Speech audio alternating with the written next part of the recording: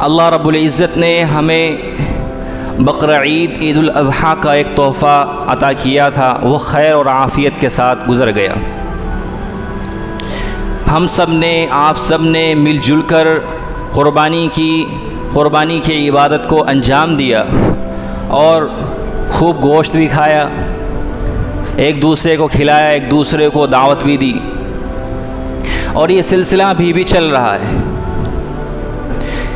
مگر اس میں ایک پہلو ایسا ہے جس پر میں نے آپ کو پہلے بھی توجہ دلائی تھی اور اب پھر دوبارہ دلانا چاہتا ہوں کہ صفائی ستھرائی بھی بہت اہم چیز ہے۔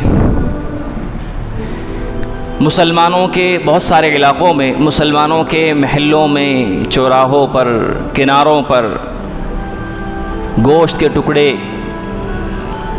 اور قربانی کے جانوروں کے فضلات، ہڈیاں وغیرہ، سڑی ہوئی ہڈیاں وغیرہ پڑی ہوئی ہیں، جن کی وجہ سے فضا یعنی ایئر پولوٹیڈ ہو رہی ہے، خراب ہو رہی ہے۔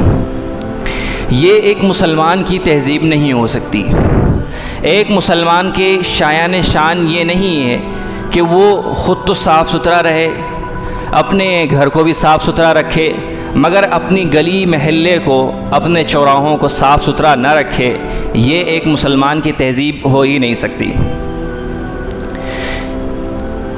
اللہ تبارک و تعالیٰ نے اسلام میں صفائی ستھرائی پر بہت زور دیا ہے اور پاک رہنے والے، پاکی کا خیال رکھنے والوں کی بہت تعریف بھی کی ہے۔ یہ جو دو آیتیں الگ الگ جگہ سے میں نے تلاوت کی ہے، دونوں کا تعلق اسی سے ہے۔ ایک آیت کے اندر اللہ رب العزت یہ فرماتا ہے کہ اللہ ایسے لوگوں کو پسند کرتا ہے کہ جو بہت زیادہ توبہ کرتے ہیں، اللہ سے مغفرت طلب کرتے ہیں۔ وَيُحِبُّ الْمُتَطَهِّرِينَ، اور ایسے لوگوں کو بھی پسند کرتا ہے جو صاف ستھرے پاک رہتے ہیں۔ یہ آیت کہاں اتر رہی ہے؟ یہ عرب کے علاقے میں نازل ہوئی۔ قرآن کا پہلا مخاطب عرب لوگ تھے جس وقت قرآن کریم نازل ہوا تھا۔ یہ اس دور میں اتر رہی، اور آپ لوگوں کو ابھی بھی معلوم ہے کہ عرب کے علاقوں میں پانی کی بڑی قلت ہے، پانی کی بڑی پرابلم ہے، آج بھی کافی بہت قلت ہے، بہت پرابلم ہے۔ اور اب سے آپ 1000 سال پہلے، 1500 سال پہلے کے بارے میں سوچیں گے کہ اس زمانے میں پانی کی کتنی قلت رہتی ہوگی تو آپ کو اندازہ ہوگا۔ اس زمانے میں لوگوں کے پاس نہانے کے لیے، دھونے کے لیے بھی معقول پانی کا انتظام نہیں ہوتا تھا۔ لوگ استنجا وغیرہ کے لیے پتے، ڈھیلے اور پتھر وغیرہ کے اجزاء، کنکریاں، یہ سب استعمال کرتے تھے، مجبوراً استعمال کرنا پڑتا تھا۔ پانی وغیرہ کا اتنا انتظام نہیں ہوتا تھا۔ عرب کے علاقوں میں پانی کم ہی پایا جاتا ہے، خشک علاقہ ہے۔ مگر اس زمانے میں بھی اللہ کے نبی صلی اللہ علیہ وسلم نے لوگوں کو تعلیم دی کہ صفائی ستھرائی کا خیال رکھو۔ اور یہ جو دوسری آیت میں نے تلاوت کی، اس میں اللہ تعالیٰ نے کچھ صحابہ کی تعریف کی، اور وہ صحابی مدینے کے تھے۔ اس میں اللہ نے یہ فرمایا کہ یہاں مدینے کے اندر کچھ لوگ ایسے ہیں، اتنے اچھے لوگ ہیں جو یہ چاہتے ہیں اور اس بات کو پسند کرتے ہیں کہ صفائی ستھرائی کا پورا خیال رکھیں اور وہ اچھے سے صفائی پاکی حاصل کریں۔ اور سن لو، واللہ یحب المطہرین، کہ اللہ بھی اچھے سے صفائی ستھرائی کرنے والوں کو پسند کرتا ہے۔ یہ کون لوگ تھے؟ یہ کچھ صحابی تھے جو استنجا وغیرہ جب کرتے تھے تو قضائے حاجت جب کرتے تھے تو ڈھیلے سے بھی صفائی کرتے تھے۔ ڈھیلا کبھی مٹی کا ہوتا تھا، کبھی ریت کا ہوتا تھا، اور کبھی پتھر کا بھی ڈھیلا ہوتا تھا، تو اس سے بھی اپنی شرمگاہوں کی صفائی کرتے تھے، پلس پانی کا بھی استعمال کرتے تھے۔ تو یہ دو طریقے سے پاکی طہارت حاصل کرتے تھے۔ اس لیے اللہ تبارک و تعالیٰ نے اس آیت کے اندر ان کو اپریشیٹ کیا، ان کی تعریف کی، اور یہ بھی کہا کہ ہم ایسے لوگوں کو پسند کرتے ہیں، اللہ ایسے لوگوں سے محبت کرتا ہے۔ تو آپ سوچیں کہ یہ کتنی بیسک چیز ہے جس کو اللہ تعالیٰ سکھا رہا ہے، اللہ کے نبی صلی اللہ علیہ وسلم سکھا رہے ہیں۔ ایک بڑے مشہور صحابی ہے حضرت سلمان فارسی رضی اللہ تعالیٰ، بڑے مشہور صحابی ہیں۔ ان کی ایک بہت مشہور حدیث ہے، حدیث کی تقریباً تمام کتابوں کے اندر یہ موجود ہے۔ ان کی بڑی عمر بھی ہوئی ہے۔ تو ان کے بارے میں ان سے روایت مروی ہے کہ یہ یہودیوں کی محفل میں بیٹھے ہوئے تھے، تو کچھ یہودیوں نے، کچھ جیوس نے ان سے یہ سوال کیا اور مذاقاً یہ سوال کیا، طنز کرتے ہوئے یہ سوال کیا، لقد علمکم نبیکم کل شیء حتی القراءۃ، کہ بھائی تمہارے نبی نے، تمہارے پروفٹ نے تمہیں ہر چیز سکھلائی ہے، یہاں تک کہ بیت الخلاء میں جانے کا طریقہ، استنجا کرنے کا طریقہ بھی سکھلایا۔ وہ طنز کے طور پر یہ کوشچن کر رہے ہیں۔ حضرت سلمان فارسی نے آنسر کیا، اجل، بالکل، کہ اللہ کے نبی نے ہم کو یہ سب چیزیں سکھلائی ہیں، اور یہ بھی سکھلایا ہے اس کے ساتھ ساتھ کہ جب ہم استنجا کے لیے بیت الخلاء میں، ٹوائلٹ وغیرہ میں جائیں تو کس طرح بیٹھیں، کس کی طرف رخ کریں، اور یہ بھی بتایا کہ چہرہ نہ تو ہمارا قبلے کی طرف چہرہ ہو اور نہ ہی ہماری پیٹھ قبلے کی طرف ہو، اور ساتھ میں یہ بھی بتایا، یہ بھی سکھلایا کہ ہم استنجا اور جب پاکی صفائی حاصل کریں تو ہڈیوں سے نہ کریں، گوبر ہوتی ہے، سوکھا گوبر، سوکھی لید ہوتی ہے، پہلے زمانے میں بہت سے لوگ اس طرح استنجا کرتے تھے کہ ان سے بھی استنجا وغیرہ پاکی صفائی حاصل نہ کریں۔ تو آپ سوچیں کہ حضرت سلمان فارسی کی یہ بات جو بتا رہے ہیں، ان یہودیوں کو یہ کہہ رہے ہیں کہ بھئی یہی تو اسلام کے مکمل اور کامل ہونے کی پہچان ہے کہ اسلام نے ذرا سی چھوٹی سی بات کو، جو ایک بالکل چھوٹی سی بات ہے، اس کو بھی نہیں چھوڑا ہے، اس کو بھی سکھلایا ہے۔ بلکہ اس سے آگے بڑھ کر میں آپ کو بتلاتا ہوں کہ اللہ کے نبی صلی اللہ علیہ وسلم نے بیت الخلاء میں جانے کی دعا بھی سکھلائی، بیت الخلاء سے فارغ ہونے کے بعد کی دعا بھی سکھلائی، کپڑے جب ہم اتاریں، کپڑے اتارتے وقت کون سی دعا پڑھیں یہ بھی سکھلایا، کپڑے جب ہم پہنیں کون سی دعا پڑھیں وہ بھی سکھلایا، جب ہم نئے کپڑے پہنیں تب کون سی دعا پڑھیں یہ بھی بہت ساری چیزیں سکھلائیں، یہ سب دعائیں سکھلائی ہیں۔ اور حدیث میں محدثین یہ فرماتے ہیں، حدیث میں آیا ہے کہ یہ جو حدیث میں یہ سب دعائیں سکھلائی گئی ہیں کہ جب مسجد میں آپ آئیں تو یہ پڑھیں، گھر پہ جب جائیں تو یہ پڑھیں، بیت الخلاء میں جائیں تو یہ سب چیزیں جو دعائیں سکھلائی گئی ہیں کہ جو آدمی ان دعاؤں کو فالو کرتا ہے، ان کو پابندی سے پڑھتا ہے تو اللہ تبارک و تعالیٰ بہت سارے شر سے، فتنوں سے، آفت سے اس کی حفاظت فرماتے ہیں۔ اب بیت الخلاء میں جب انسان جاتا ہے تو اس کی دعا یہ ہے، اللہم انی اعوذ بک من الخبث والخبائث۔ اس دعا کا ترجمہ، ٹرانسلیشن یہ ہے کہ اے اللہ، میں آپ کی پناہ میں آتا ہوں خبیث جنات مرد سے اور خبیث جنات شیاطین سے، عورتوں سے بھی اور مردوں سے بھی، ان سے آپ کی پناہ طلب کرتا ہوں۔ دوسری حدیث میں اللہ کے نبی نے یہ بتایا ہے کہ جب انسان بیت الخلاء میں، غسل خانے میں، یہ سب باتیں نہیں بتلائی جاتی، اگرچہ بتانے میں شرم آتی ہے، مگر میں آپ کو بتلانے کی کوشش کر رہا ہوں کہ جب آدمی غسل خانے میں، بیت الخلاء میں جاتا ہے تو وہ گندگی کا علاقہ ہوتا ہے، اور گندگی کے علاقوں میں خبیث جنات اور شیاطین پائے جاتے ہیں۔ جب انسان وہاں جاتا ہے تو وہ انسان کی شرمگاہوں کے ساتھ مذاق کرتے ہیں، چھیڑ چھاڑ کرتے ہیں۔ اس لیے اللہ کے نبی نے یہ دعا سکھلائی کہ اگر کوئی آدمی یہ سب پڑھ کر جائے گا تو اللہ تبارک و تعالیٰ شیاطین کی آنکھوں کے سامنے پردہ ڈال دیں گے، اور شیاطین کو وہ شخص، وہ مرد یا عورت نظر نہیں آئے گا۔ یہ دعا سکھلائی گئی۔ واقعی آپ نے کبھی دیکھا ہوگا، کبھی نوٹ کیا ہو کہ کوئی شخص بیت الخلاء میں گیا، واپس آ رہا ہے تو بڑبڑا رہا ہے، منہ بنا رہا ہے، بری باتیں بول رہا ہے، وہ ایسا لگ رہا ہے کہ جیسے اس کو اچانک سے کچھ ہو گیا۔ وہ انہی شیاطین کے اثرات ہوتے ہیں، بعض مرتبہ اس کا ظہور ہو جاتا ہے۔ اس لیے اللہ کے نبی نے یہ دعا سکھلائی ہے۔ اسی طرح جب استنجا سے آدمی بیت الخلاء سے فارغ ہو کر باہر آیا تو اب دعا یہ ہے، غفرانک الحمدللہ الذی اذھب عنی العذا وعافانی، کہ اللہ میں آپ کی مغفرت طلب کرتا ہوں، اور تمام تعریف اللہ کے لیے ہیں کہ جس نے مجھ سے اس تکلیف کو ختم کر دیا، اس گندگی کو دور کر دیا ہے، اور مجھے اس سے عافیت اور سکون عطا کیا ہے۔ یہ بہت اچھی دعا ہے۔ یہ جو بیت الخلاء سے فارغ ہونے کے بعد جو دعا پڑھی جا رہی ہے، یہ حقیقت پر مبنی دعا ہے کہ اللہ تعالیٰ نے مجھ سے گندگی کو دور کر دیا اور مجھ کو عافیت، سکون عطا کیا ہے۔ آپ ذرا سوچیں کہ انسان کھائے پیے اور وہ اس کے پیٹ میں ہی رہ جائے اور اس کا خروج ہی نہ ہو تو انسان پرابلم میں آ جاتا ہے۔ جب کسی انسان کو پیشاب کا بند لگ جاتا ہے یا استنجا پاخانے کا بند لگ جاتا ہے تو وہ اتنا بے چین اور پریشان ہو جاتا ہے کہ اس کے لیے ایک منٹ کیا ایک سیکنڈ کے لیے بھی اس کو قرار نہیں ملتا ہے۔ اس حدیث میں جو دعا سکھلائی گئی ہے، اس میں اسی کے لیے شکر گزاری ہے کہ اللہ آپ نے مجھ سے اس گندگی کو دور کر دیا اور مجھے عافیت عطا کی، میں اس کے لیے آپ کا شکر گزار ہوں، ساری تعریفیں اللہ کے لیے۔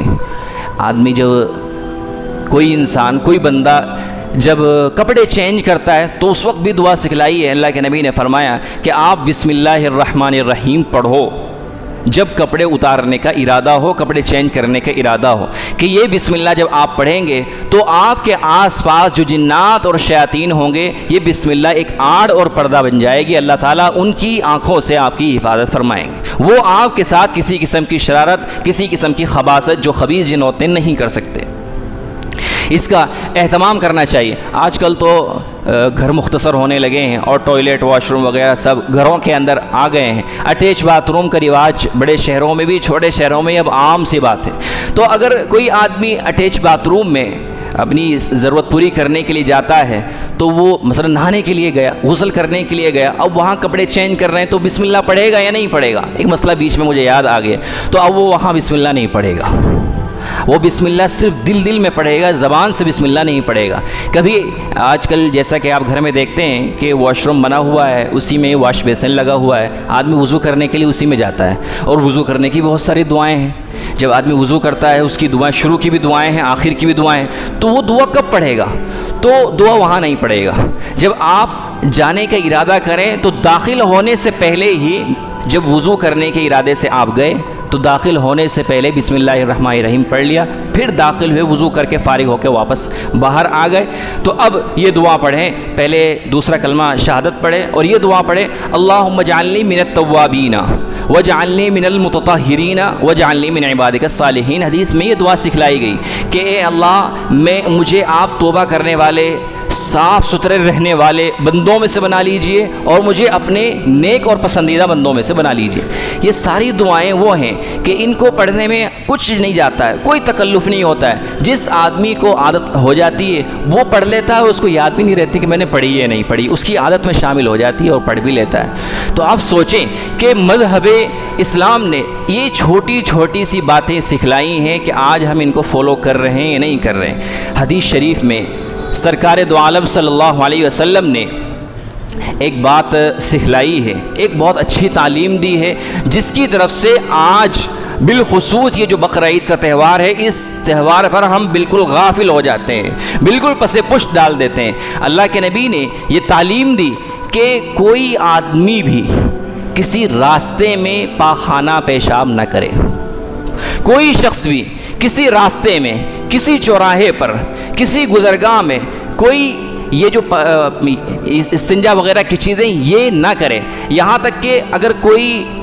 سایہ دار درخت ہے، کوئی ایسی جگہ ہے جہاں لوگ ٹھہرتے ہیں، بیٹھ جاتے ہیں، کھڑے ہو جاتے ہیں، جیسے سایہ دار دھوپ ہے، کوئی ایک پیڑ ہے اس کا سایہ ہے، کسی آدمی نے سایہ دیکھا تو 2 منٹ کے لیے رک کر کھڑا ہو گیا، تو ایسے درخت کے نیچے بھی اللہ کے نبی نے پیشاب پاخانہ کرنے سے منع کیا ہے۔ میں صاف لفظ میں استعمال کر رہا ہوں، منع کیا ہے۔ کیوں؟ اس لیے کہ یہاں پر لوگ آئیں گے اور یہاں پر گندگی دیکھیں گے تو ان کو کراہیت، ناپسندیدگی پیدا ہوگی، جس کی وجہ سے انہیں تکلیف ہوگی۔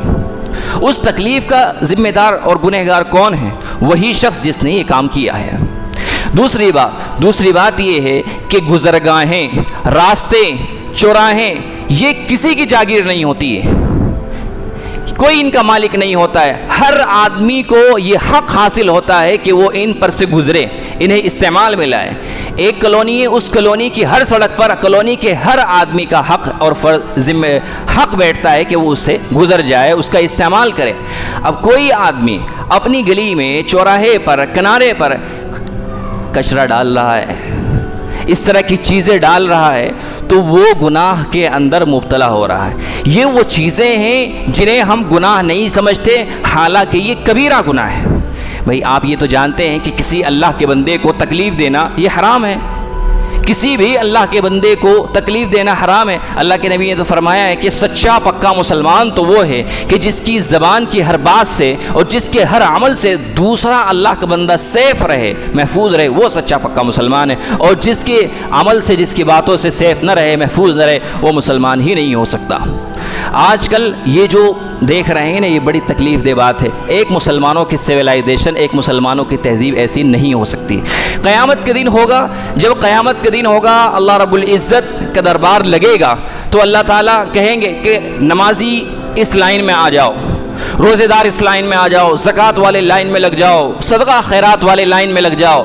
تو ایک بڑی بڑی تعداد، بڑی بڑی لائنیں ہوں گی۔ نمازیوں کی بڑی لائن ہے، زکوٰۃ دینے والوں کی بھی بڑی لائن ہے، صدقات خیرات اچھے اعمال کرنے، مگر جب اللہ کی طرف سے یہ اعلان کیا جائے گا کہ اچھے صاف ستھرے معاملات رکھنے والے لوگ آ جاؤ، لائن میں لگ جاؤ، اچھے اخلاق والے، اچھی تہذیب والے آ جاؤ، تو حدیث میں آتا ہے فئۃ قلیلہ، کہ کچھ ہی تھوڑے لوگ ہی کھڑے ہوں گے۔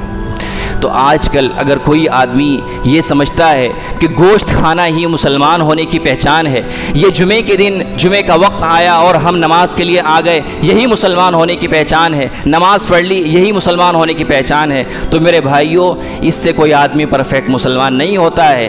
عبادت سے زیادہ امپورٹنٹ کلمے کے بعد وہ معاملات، اخلاقیات ہیں۔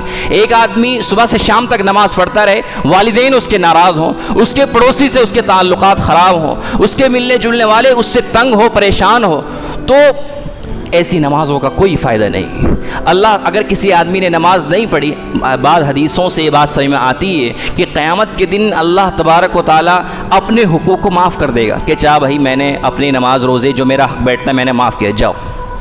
لیکن بندوں کا حق میں معاف نہیں کر سکتا، وہ میرے اختیار میں نہیں ہے۔ اگر تم نے کسی کو تکلیف دی ہے، کسی کو کسی بھی فارم میں، کسی بھی شکل میں کسی نے کو تم سے تکلیف پہنچی ہے، تو اسی سے معاف کراؤ، اور وہاں معاف کرانے کا کوئی آپشن ہی نہیں ہوگا۔ کوئی بندہ کسی کے گناہ معاف نہیں کرے گا، کسی کی کوئی تکلیف معاف نہیں کرے گا۔ وہاں تو ثواب اور نیکی کرنسی ہوگی کہ ادھر اپنی نیکی دو اور معاف کرا لو۔ تو اس لیے میرے عزیز بھائیوں، اپنے آپ کو بھی، اپنے بچوں کو بھی، اپنے چھوٹوں کو بھی، اپنے بڑوں کو بھی یہ سکھلاؤ کہ صاف ستھرے رہیں، اپنے آپ کو بھی صاف ستھرے رکھیں، اپنے گھر کو بھی صاف ستھرے رکھیں، اپنی گلی محلوں کو بھی صاف ستھرے رکھیں، ہر چیز کو صاف ستھرے رکھیں۔ تین چیزیں ہوتی ہیں، پھر اس کو میں اپنی بات کو ختم کر رہا ہوں۔ ایک ہوتی ہے طہارت، ایک ہوتی ہے نظافت، اور ایک ہوتی ہے نفاست۔ طہارت کا مطلب یہ ہے کہ آدمی پاک ہو، پاک یعنی وہ باوضو بھی ہو اور باغسل بھی ہو، یہ کم از کم باغسل ہونا چاہیے، اس کا غسل باقی رہنا چاہیے، اس کے کپڑے پاک ستھرے ہوں اور اس پر کوئی ناپاکی نہ لگی ہو، تو ایسا آدمی نماز پڑھ سکتا ہے۔ آپ کو پتہ ہے کہ اگر کسی آدمی کے کپڑے پر یا بدن پر کوئی ناپاکی لگی ہوئی تو اس کی نماز نہیں ہو سکتی، یہاں تک کہ اگر جگہ پر کوئی ناپاکی لگی ہے جہاں ہم نماز پڑھ رہے ہیں تو تب بھی نماز نہیں ہوگی۔ تو ایک چیز ہے طہارت۔ طہارت کا مطلب یہ ہے کہ ہمارے بدن پر، کپڑوں پر کوئی ناپاکی نہ لگی ہو۔ ایک اس سے اوپر کی چیز ہے نظافت۔ نظافت کا مطلب یہ ہے کہ آپ کے کپڑے پاک تو ہیں، ان پر کوئی ناپاکی نہیں ہے، مگر میلے کچیلے بھی نہیں، صاف ستھرے ہیں، صاف ستھرے کپڑے ہیں، بالکل کلین ہے، اس کو کہتے ہیں نظافت۔ اور ایک چیز ہوتی اس سے بھی اوپر کی، نفاست۔ نفاست کا مطلب یہ ہے کہ آپ بالکل خوبصورت لگ رہے ہیں، کپڑے پہننے کا جو اسٹائل ہے، جو طور طریقہ صحیح ہے، معقول طریقے، اس طریقے سے آپ نے کپڑے پہنے ہوئے ہیں، آپ کی ٹوپی بالکل سیٹنگ سے آپ کے سر پر پہنے ہوئے ہیں، آپ نے بٹن لگائے ہوئے تو بالکل سلیقے سے لگائے ہوئے، آپ مسجد میں آئیں تو خوشبو لگا کر آئیں، یہ نفاست ہے۔